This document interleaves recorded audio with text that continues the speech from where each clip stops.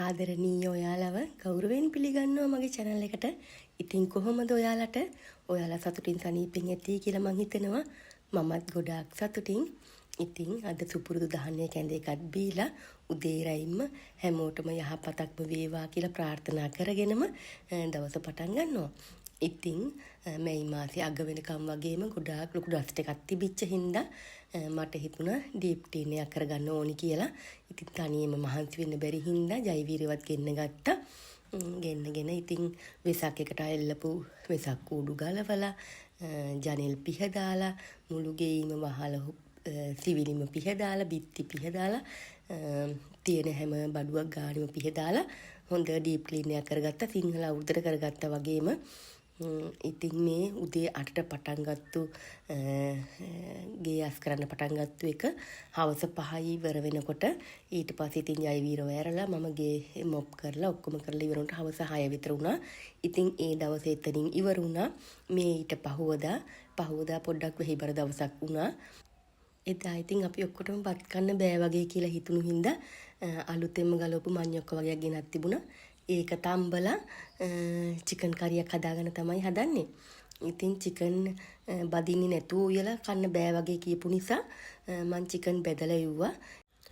නිකන් අපිට හිතෙන්නේ චිකන් බෙදලා උයලා කරිය ගැලපෙන්නේ නැහැ කියලා වගේනේ. ඒ වුණාට හරීම රසට තිබුණා මේක. චිකන් බෙදලා උයලත් මඤ්ඤොකත් එක්ක හොඳට ගැලපුණා. ඉතින් මේ මම අසනීප වෙන දවස් 2කට කලින් ඉතින් මම දවස් 2කට කලින් ගේ ඩීප් ක්ලීන් කරගත්තු එක මට අසනීප වුණාමත් ඒක ගොඩාක් ලොකු වාසියක් වුණා. මොකද මට එතකොට ගොඩාක් මහන්සි වී ගෙවල් අස් කරන්න ඕනුනේ නැහැ. ඒ දවස් ටික පොඩ්ඩක් විවේකීව ඉන්න පුළුවන් වුණේ. මං අහම්බෙන් හරි මේ විදිහට අසනීප වෙන්න කලින් ගේ ඩීප් ක්ලීන් කරගත්තු හින්දා ඉතින් දැන් අද මේ චිකන් එකයි මඤ්ඤොක්කයි තමයි දවල්ට. ඉතින් මගෙත් එක්ක රැඳිලා ඉන්න ඔයාලා ගොඩාක් දෙනෙක් මට ආශිර්වාද කරලා තුන ඉක්මනින්ම සනීප වෙන්න කියලා මගේ මුළු පවුලටම නිරෝගී සුවය ප්‍රාර්ථනා කරලා තිබුණා. ඉතින් ඒ ප්‍රාර්ථනා කරපු ඔයාලා හැමෝටම ගොඩාක් ස්තුතියි, ගොඩාක් පිං. ඉතින් මමත් ප්‍රාර්ථනා කරනවා ඔයාටත් ඔයාගේ පවුලේ හැමෝටමත් නිරෝගී සම්පත්තියම ලැබෙන්න කියලා. ඒ වගේම අපි රෝගී වුණාම තමයි නිරෝගීකමේ අගේ දැනෙන්නේ. අපි නිරෝගීව ඉන්නකම් අපිට තේරෙන්නේ නැහැ ඒක කොච්චර ලොකුවට වටිනවද කියලා.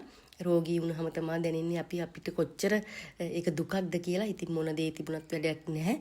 නිරෝගී සම්පත්තිය නැතුව ඉතින් අපි හැම මොහොතකම හිතන්න ඕනේ නිරෝගීව ඉන්නේ කොහොමද කියලා. ඉතින් මම විශ්වාස කරන දෙයක් මහා වැසි වැහැලා ඉවර වුණාම අපි අනිවාර්යයෙන්ම ඒ වැහැගලා ඉවර වෙන කාලය වෙනකොට වතුර උතුරවල බොන්න ඕනේ.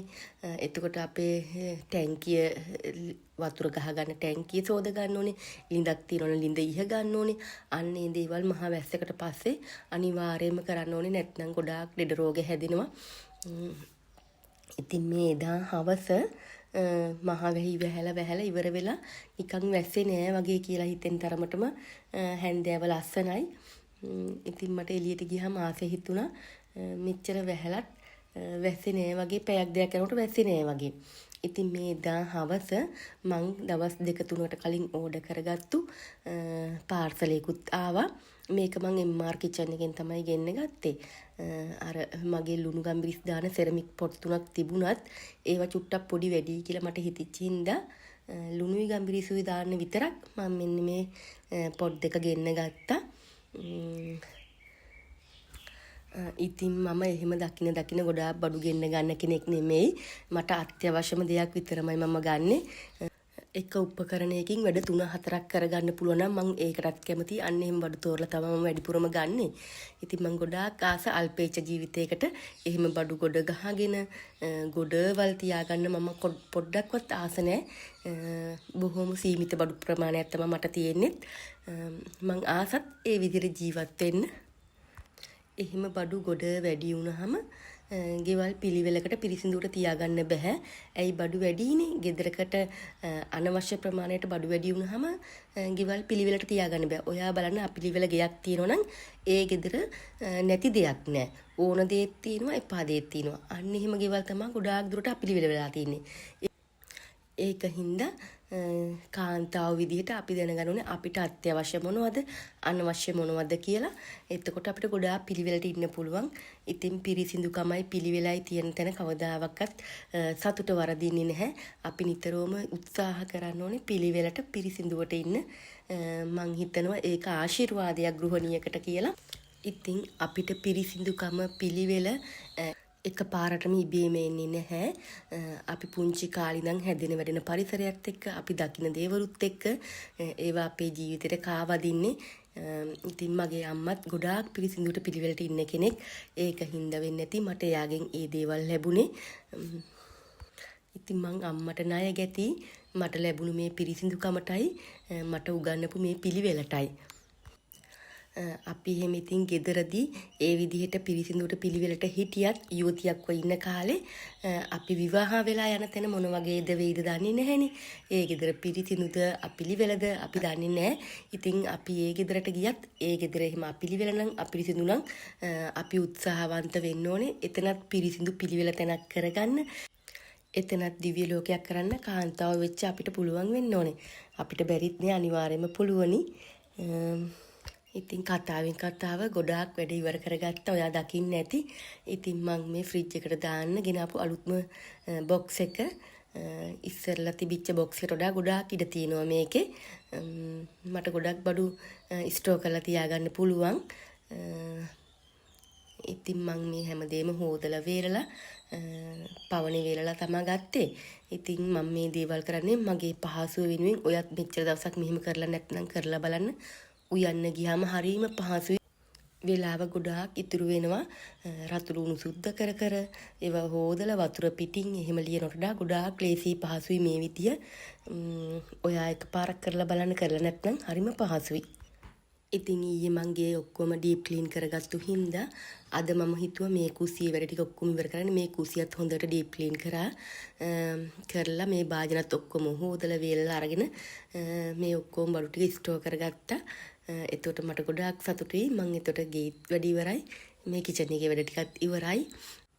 අපිට සතුටු වෙන්න මහා ලොකු දේවල් ඕනේ නෑ. බලන්න මේ වගේ පොඩි දෙයකිනුත් තියෙන ගෙදර පිරිසිදු කරලා, තියෙන කුස්සිය පිරිසිදු කරලා, ඒවැය තියෙන බඩු මුට්ටු සෝදලා පිරිසිදු කරලා අපිට සතුටු වෙන්න පුළුවන්. කොච්චර හොඳ හිතක්ද අපිට තියෙන්නේ. පුංචි පුංචි දේවල් වලින් ලොකු සතුටක් ලබන්න පුළුවන්. අපි නිකන් දුක් වෙන්න, නැති දේවල් ගැන හිතන්න, ලත වෙන්න එහෙම ඕනේ නෑ.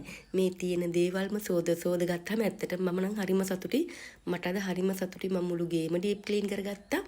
මේ වැඩ ටිකත් ඉවර කරගත්තාම මට ගොඩාක් සතුටුයි.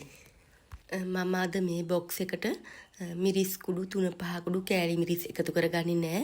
මොකද මේක ගොඩාක් පුංචි. දවස් දෙකෙන් දෙකට 3න් 3ට වගේ මම මිරිස් කුඩු 3-5 කුඩු ආපහු ස්ටෝර් කරන්න ඕනේ. ඒක හින්දා මං හිතුවා මේකට උළුහාල්, සූදුරු, කොත්තමල්ලි, ගම්බිරිස්, ඇට ගම්බිරිස් අන්න එහෙම කරදමුංගු, කරාමු නැටි, කුරුඳු වගේ දේවල් මේකට දාගන්නවා. මිරිස් කුඩු 3-5 කුඩු කෑලි මිරිස් වලට මේකට වඩා චුට්ටක් ලොකු බෝතල් 2-3ක් ගේන්නම් කියලා මං හිතන් ඉන්නේ. ලොකු 30ක් දැනුණා. දෙහි ගිඩි 3ක් දාලා හැදුවා රස බීම එකක්. දෙහි වැඩියෙන් දාන තරමට තමයි මේ බීම එක රස. මෙන්න මේ චූටි ලස්සන බෝතල් ටික මං ගෙන්න ගත්තා. ඔන්ලයින් ඕඩර් කරලා ගෙන්න ගත්තේ. මට පේජ් එකේ නම නම් මතක නැහැ. හරිම හුරුබුටි රුපියල් 200යි බෝතලයක් උනේ. මේකට තියෙන අර කිරල මූඩි කියන්නේ අන්නේ මූඩියක්. ඒකින්ද මං උඩටම දාගන්නේ නැහැ. පොඩ්ඩක් පල්ලෙහාට වෙන තමයි බීම දාගන්නේ. දාලා ෆ්‍රිජ් එකේ තියලා තිබ්බාම ඕන කෙනෙකුට ඕන ලාව කරන් එක බොටලයක් ඉතින් එක කෙනෙකුට තමයි ඇති. හරිම ලස්සන හරිම හුරුබුටි බෝතල් ටිකක්. ඉතින් ඔන්න දැන් බීම එකකුත් හැදුවා. ඒකත් බීලා යන්නයි හදන්නේ. වෙනද වගේම ගිහිල්ලා එනකන් ඔයා සතුටින් පරිස්සමින් ඉන්න. ඔයාටත් මගේ රටටත් ජය වේවා.